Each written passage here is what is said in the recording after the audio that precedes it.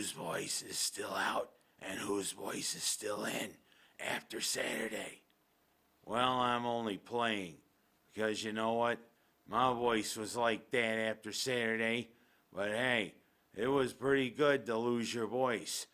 It was the loudest that dome had been in over 20 years.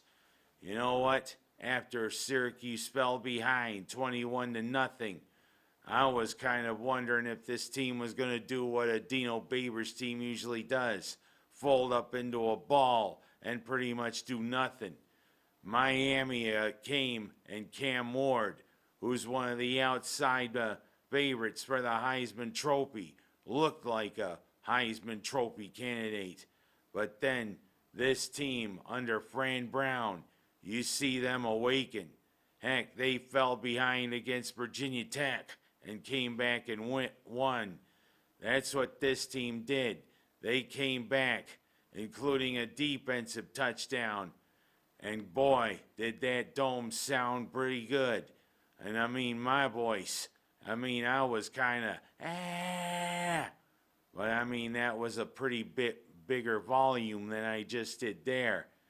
Boy, I mean, it was a euphoric feeling. For the first time since we shellacked them 66-13 in what was Donovan McNabb's last home game in an orange uniform. Syracuse beat Miami 42-38, spoiling the Hurricanes' chances of getting into the championship game for the ACC and maybe spoiling their chances of getting into the college football playoff. All in all, pretty euphoric feeling. And you know, if I was down in the lower level, I might have thought about joining the thousands of fans who poured onto the dome turf, just like I did in the game before there, that one, where Donovan McNabb leading them down to the winning touchdown against Virginia Tech, and thousands of fans pouring on the field then. But look, I'm older and I'm wiser. You know what I did? Beat a hasty retreat out of the dome. Because you know what? I figured that was the safest place to do. And heck, you know, people, if they pour onto the field, could have been hassled, could have maybe been arrested. But I mean, you know what? The police couldn't really do anything. But whatever. That was one of the best games I had been to in a long, long time. And you know what this win does for Fran Brown and the Orange? Maybe catapult us to a higher tier bowl. We're not going to make the college football playoff, but you know what? We're going to be looked at for some of the bigger bowls. Heck, the Gator Bowl, the Holiday Bowl are now seriously looking at us. And I mean, even two of the bowls that have that unique trophy, the Duke's Mayo Bowl, where the winning coach gets bathed in mayonnaise, or the Pop-Tarts Bowl, where, hey, a giant Pop-Tart can be the prize.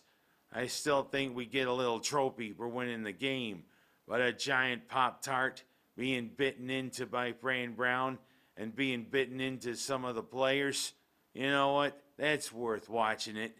It's worth watching the fact that, hey, this is not a Dino Babers team. This is Fran Brown's team. And for his first year at the helm there for the Orange, I'd have to say I'm mighty impressed. And hopefully it only gets better. This guy's done a wonderful job of trying to bring us away from what Dino Babers was known.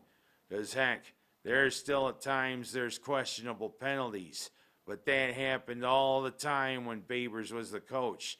Some real undisciplined play. And guess where Babers is now? The de facto offensive coordinator for Arizona.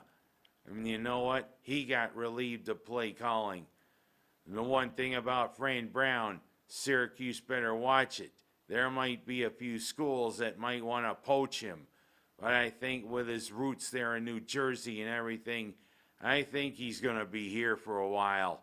But we'll see. It'll be interesting to see what happens after Sunday, which bowl game the Orange goes to. We really helped our cause with that win against Miami. we turned the hurricanes into tropical depressions. And you know what? They're pretty much depressed going back to Florida, and so are all the fans. And it was good to see a few local faces, especially Tiffany Folk, Tammy Wheeler, and others, and Marty Miller, my high school classmate, who works with the hospitality group there at the Dome. You know, it's almost like a family affair being an Orange fan. Let's keep it going. 135 years of football, and this was our biggest comeback from a deficit ever. Now let's see where we're going to go bowling. Good job, Cuse. That was one hell of a game and one hell of a season, but it ain't over yet.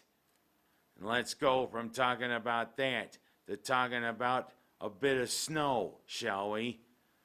Buffalo's game against San Francisco was played in what you could call a Western New York storm. Yeah, the lake effect storm that came off of Lake Erie, blew in over Highmark Stadium. And you know what? It was a terrific atmosphere. And it showed how outmatched the 49ers were against the Bills. And Josh Allen playing a bit of backyard football. But of course, he had Amari Cooper to thank for it. The little hook and lateral where they kind of said it was Josh Allen's touchdown pass to himself. Well, hey, we got to give Amari Cooper a little bit credit for the yardage. But then, hey, the hook and lateral, or as some people say, the hook and ladder. But how can you climb up a ladder on a football field? Is it like the Grinch with Max? Doom, doom, doom, doom. Of course, hey, we're on the countdown to Christmas, so I got to throw that in there. But hey, what a great game. And all the snow angels that even Coach McDermott and Allen did after the game. And you know, all the fans in the stands were probably having a lot of fun. Even the Caraballo family. Yes, Dylan, Morgan, and their mom and dad all made it there. And you know what? Kudos to them for being brave souls. They're 49er fans, but hey, I give them kudos for going there with the weather conditions. Dylan, who I will say thought of me so much a few weeks ago that he invited me out onto the field in one of their games to represent staff appreciation. He was wearing a pretty cool Brock Purdy jersey. But I will say this, Dylan, Brock ain't Purdy. He's ugly as heck. But I mean, what the hell? A big 35-10 win that clinched our 5th straight AFC East division title. But you know what? Let's not stop at that. We got 5 games left. Next up, the Rams out in Los Angeles. But then comes a big one, a big litmus test. Our game against the team I think is going to represent the NFC in the Super Bowl, Detroit. Or if there's any other team that's as star-crossed as Buffalo, it's Detroit. And the Lions are just championship caliber. I can see them going to the Super Bowl and maybe winning. And it's been too long for Detroit to celebrate a football championship. Even though, yeah, you know, I'm a Bills fan till I die. It's pretty cool seeing a great team like Detroit. You know, even Alex Karras and Barry Sanders never got to celebrate a title. Let's see what this Lions team can do. But you know what? It'd be better if Buffalo beats them. We'll see. Keep it going, Buffalo. You've won the AFC East title. Now let's keep going. Snow or not. But I will say to that Bills fan that pushed that girl from Rochester down the stands, you know what? That's not a representation of Bills Mafia. It's not a representation of Bills fans all along. Shame on you. Now I hope that girl gets a good pass to a future game. She deserves it, having survived liver cancer. But I mean, I will say, hey, good job, Buffalo. Keep it going. I'm going to talk quickly about the SU basketball team. What is it with this team that they kind of start very slow? Boy, that was a pathetic way to start against our friends from Ithaca. But hey, they kicked into gear and they finally defeated Cornell 86-76. And tonight, it's a big game in the ACC SEC Challenge. They got Tennessee and they're playing down there. And then Saturday, it's our ACC opener against Notre Dame. It's going to be an interesting test to see what the Orange basketball team can do. So far, they seem like cardiac kids, even against opponents we should beat. And Eddie Lampkin, you kind of disappeared. You got to feed the big dog, you know.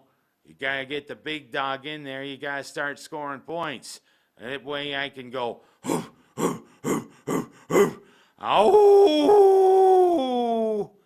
Oh, well, everybody has off games. But come on, Cuse. You got to start putting it together. We're 6 games into the season. You got to start gelling. Of course, you can't gel with Dr. Scholes. Keep it going, SU basketball. And last but not least, the local basketball scene is about to get underway. Yes, Waterloo girls have their annual tournament to kick off the season. It'll be interesting to see if Mike Bree and the Tigers can get back to the pinnacle of Finger Lakes basketball.